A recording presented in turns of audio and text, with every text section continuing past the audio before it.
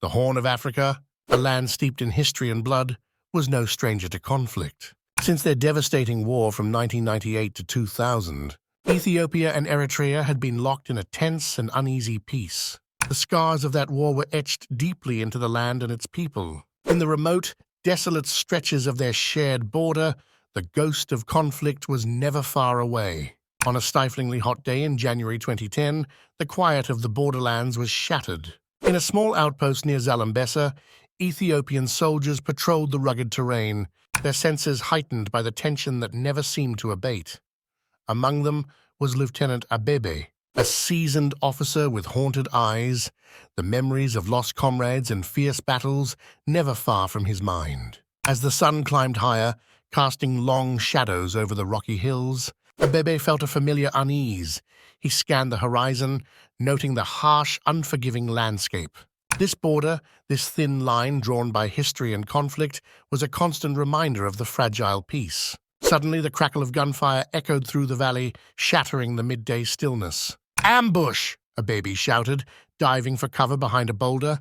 His men scrambled, returning fire as they sought shelter. Bullets whipped through the air, and the acrid smell of gunpowder filled their nostrils. The ambush had been swift and brutal, the attackers' identities obscured by the dust and chaos. On the Eritrean side, Captain Salam had led her unit to the border with orders to patrol and secure their territory. The sight of Ethiopian soldiers had triggered a deadly reaction. Salam, a young but determined officer, was caught in the middle of the firefight. She barked orders, her voice steady despite the fear gnawing at her insides. This was not how she had imagined her command would unfold. The skirmish raged for what felt like hours, though it was likely only minutes. The rocky terrain made movement difficult, and visibility was low. Abebe, peering through the scope of his rifle, spotted an Eritrean soldier aiming at one of his men. He fired, the recoil jolting his shoulder. The soldier fell, a grim testament to the never-ending cycle of violence. In the thick of the fight, Abebe and Salam's eyes met across the battlefield. For a brief, surreal moment, time seemed to stand still. They were soldiers, enemies by the dictates of their nations, yet in that fleeting instant, they were simply human beings caught in the web of their leaders' making. As quickly as it had begun, the skirmish tapered off. The sounds of gunfire gave way to the moans of the wounded and the silence of the dead. Both sides withdrew, wary of further escalation. Abebe ordered his men to fall back, his heart heavy with the weight of the day's events. Back at the Ethiopian camp, Abebe debriefed his superiors. The encounter had been brief but deadly, another grim chapter in the fraught relations between Ethiopia and Eritrea. As night fell, he sat alone, contemplating the futility of it all. The border skirmish had taken lives, sown more hatred, and achieved nothing. On the Eritrean side, Salam faced a similar reality. She tended to her wounded, her hands steady, but her heart aching. The border was a scar, and today it had bled anew.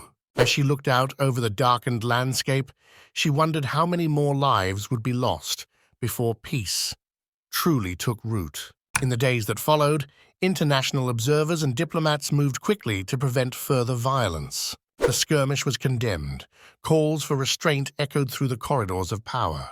But for those who had fought, who had lost friends and comrades, the words rang hollow. Abebe and Salam, though on opposite sides, shared a silent understanding. They were bound by duty, by loyalty to their countries, but they also knew the cost of war. Each night, as they lay in their respective camps, they dreamed of a future where the border was just a line on a map, not a front line in a war. The 2010 skirmish became a footnote in the long history of Ethiopian-Eritrean relations, a minor clash in a major conflict. Yet for those who lived it, it was a stark reminder of the thin veneer of peace, easily shattered by old animosities and unresolved grievances. And so, the Horn of Africa remained a land of shadows, where the past and present intertwined, where peace was as elusive as the mirages on the desert horizon. But in the hearts of some, like Abebe and Salam, there was a flicker of hope, a hope that one day the shadows would lift and the light of lasting peace would finally shine through. Thanks for watching. Don't forget to give a like, share, and subscribe to receive notification when we drop new content.